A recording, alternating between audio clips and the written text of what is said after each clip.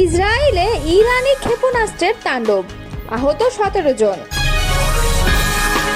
ট্রাম্পের সংঘাত সামলানো নিয়ে চরম উদ্বিগ্ন মার্কিন ইরানি কংগ্রেস সদস্য। ইসরায়েলের ফের ব্যালিস্টিক ক্ষেপণাস্ত্র হামলা চালিয়েছে ইরান।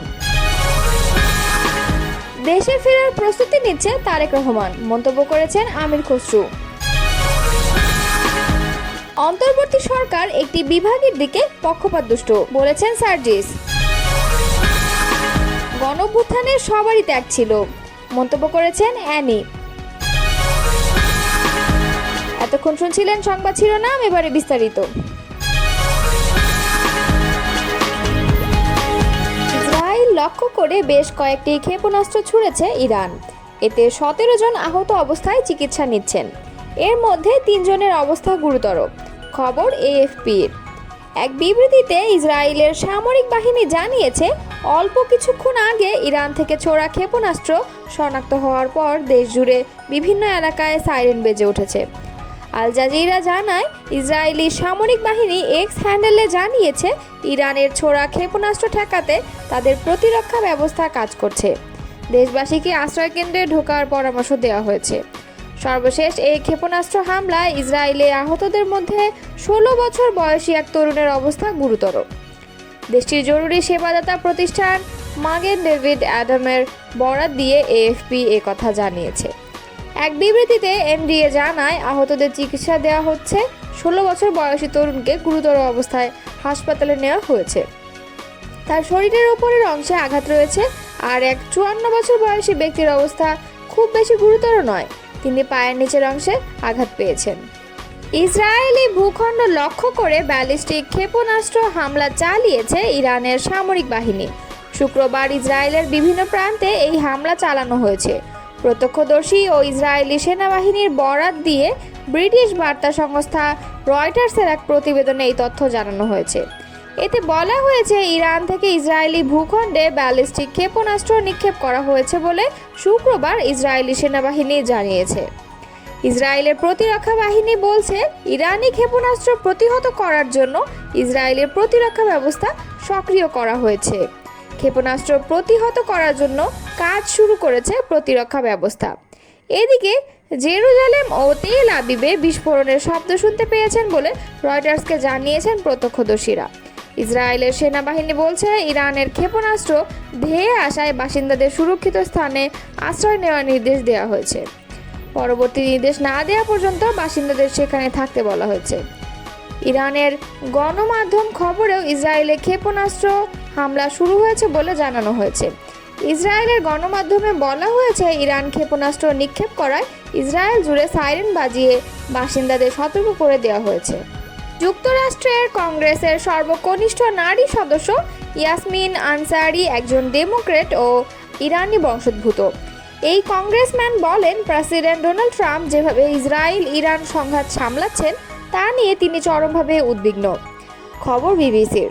তিনি বলেন, আমাদের এমন একজন প্রেসিডেন্ট আছেন যিনি প্রতিদিন তার মতো পাল্টান, কেউই তার কথা বিশ্বাস করে না। তিনি ইরাক যুদ্ধের প্রসঙ্গ টেনে বলেন, এ অঞ্চলে যুক্তরাষ্ট্রের কোনো ভালো বা সফল ইতিহাস নেই, তাই হস্তক্ষেপ করা উচিত হবে না। আনসারি বলেন, মনে রাখা জরুরি যে ইরানিরা মানে সেই শাসক গোষ্ঠী নয়।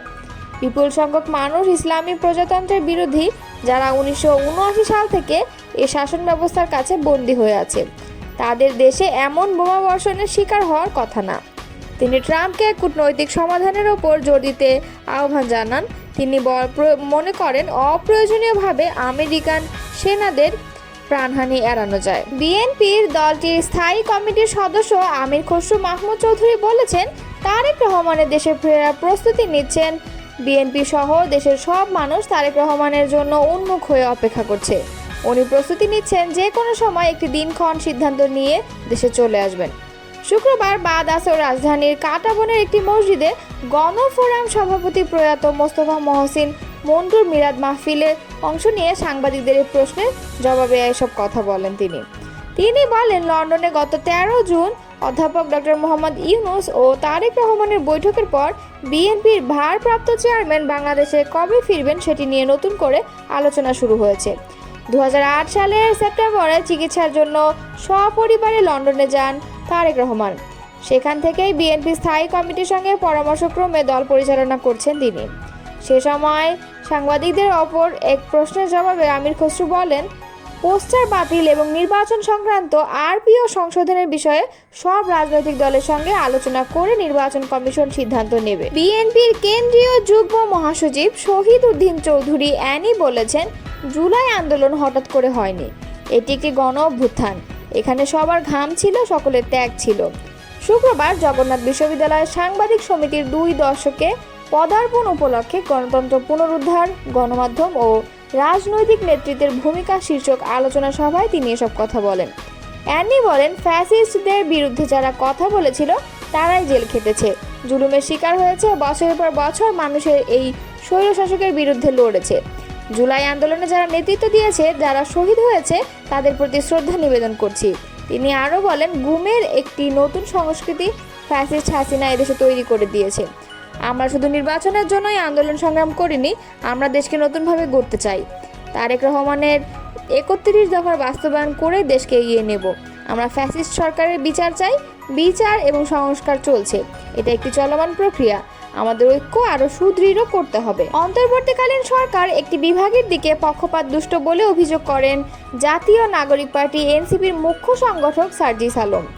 শুক্রবার 20 জুন বিকেলে নিজের ফেসবুক প্রোফাইলে দেওয়া এক পোস্টে তিনি এই অভিযোগ করেছেন। ওই পোস্টে সার্জিস আলম লেখেন, এই অন্তর্বর্তীকালীন সরকারের অন্যতম সীমাবদ্ধতা হলো উপদেষ্টা পরিষদ থেকে শুরু করে উন্নয়ন বরাদ্দ এবং অনেক ক্ষেত্রে তারা একটি বিভাগের দিকে পক্ষপাত দুষ্ট।